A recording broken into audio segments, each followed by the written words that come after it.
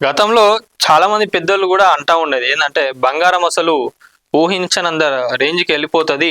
ఇక middle class people ఎవరైతే ఉంటారో వాళ్ళు ఎవరు కూడా బంగారం కొనని స్టేజ్కి వెళ్ళిపోతుందని చెప్పి బంగారం పైన అన్నారు. కానీ ఈ రోజు మనం చూసుకున్నట్లయితే అసలు బంగారం కన్నా సిల్వర్ కూడా ఎవరు కొనే పరిస్థితిలో లేరు. సిల్వర్ ఏడికెళ్ళి ఏడికి పోయింది. 50,000 60,000 నుంచి వెళ్ళి కూడా ఆల్మోస్ట్ మనం చూసుకున్నట్లయితే 1,50,000 దాటిపోయింది సిల్వర్. కానీ మొన్న మనం చూసుకున్నట్లయితే బంగారం ఒకటేసారి 10,000 తగ్గంగానే ఇక జనాలందరూ ఎగబడిపోయి తగ్గింది బంగారం అని చెప్పి ఎగబడి ఉన్నారు. మళ్ళీ నిన్న చూసుకున్నట్లయితే 1,000 రూపాయలు తగ్గిందని చెప్పి చెప్తున్నారు. కానీ బంగారం ధర అయితే అసలు ఎవరైతే వీళ్ళు ప్రెడిక్షన్స్ చేస్తారో గోల్డ్ సిల్వర్ దీనిపైన వాళ్ళు కూడా ఏం చెప్పలేకపోతున్నారు. ఎందుకంటే అసలు అన్ఎక్స్పెక్టెడ్గా ఎక్కడనో కొన్ని జరిగే కారణాల వల్ల ఈ రోజు ఇంత ఎఫెక్ట్గా ఎవరు కొనని స్టేజ్ కూడా సిల్వర్ అండ్ గోల్డ్ వెళ్ళిపోతుందంటే ఒక్కసారి ఆలోచించుకోండి. కానీ ఎవరైతే ముందే ఇన్వెస్ట్మెంట్ చేసి పెట్టుకున్నారో వాళ్ళందరికీ లాభమే. కానీ ఇప్పుడు ఇంకా మనం చూసుకున్నట్లయితే ఈ 44 రోజులలో ఆల్మోస్ట్ 46 లక్షల పెళ్ళిళ్ళు కూడా జరగబోతుంది. మరి ఎంత బిజినెస్ కావాలి? వాళ్ళందరూ కూడా ఎవరికో ఒకరికి ఉంటుంది కదా, పెళ్ళికి ఇంత సిల్వర్ పెట్టాలి, ఇంత గోల్డ్ పెట్టాలని చెప్పి అనుకుంటారు. కానీ ఈ రోజు మనం చూసుకున్నట్లయితే ఆకాశం అనేది ఆకుతున్నాయి రేట్స్.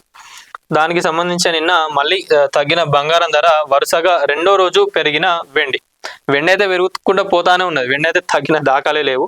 గురువారం ఢిల్లీలో బంగారం ధర 10 గ్రాములకు 1000 తగ్గి రూపాయలు 1,20,400కు చేరినట్లుగా ఆల్ ఇండియా అసోసియేషన్ తెలిపింది. అంతకుముందు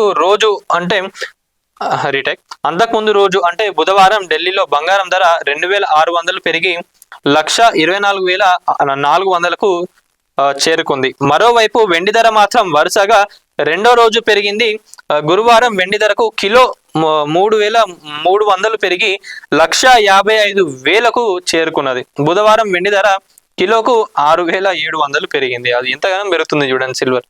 జనాలకు కూడా అర్థమైతే లేదు, ఇది పెరుగుకుంటూ పోతుందా మళ్ళీ తగ్గుతుందా, మేము ఇప్పుడు కొన్నాక మళ్ళీ ఒకటేసారి పడిపోతే మేము అన్ని పైసలు పెట్టి కూడా లాస్ కదా. మిడిల్ క్లాస్ పీపుల్కైనా ఎవరికైనా కూడా అనిపిస్తుంది. ఇప్పుడు వాళ్ళు ఒక ధైర్యం చేసి ఒక 5 కిలోల వెండి కొన్నారంటే అది పెరిగితే ఓకే, ప్రాబ్లం లేదు, ఎవరికైనా ప్రాఫిటే. కానీ వన్స్ ఒకటేసారి పడిపోతే మేము పెట్టుకున్న పైసలన్నీ లాస్ అయిపోతాం కదా అని చెప్పి అనుకుంటున్నారు. కొన్ని నెలల క్రితం ఏమైందంటే వెండి 1,00,000 వరకు పోయింది. అంటే వెండి రేట్ తగ్గింది, ఆల్మోస్ట్ ఒక 10,000-20,000 తగ్గింది. అప్పుడు ఏమైంది, చాలా మంది కొన్నారు, తర్వాత పెరిగింది, హ్యాపీగా ఉన్నారు. కొంతమంది ఏం చేసిండంటే అరే వెండి తగ్గిపోతుందేమో అని చెప్పి అమ్ముకున్నారు. వాళ్ళు లాస్ అయినారు, ఆల్మోస్ట్ కిలోకి 10,000 కన్నా ఎక్కువనే లాస్ అయినారు. అదే ఎవరు కూడా ప్రెడిక్షన్ చేయలేకపోతున్నారు కరెక్ట్గా.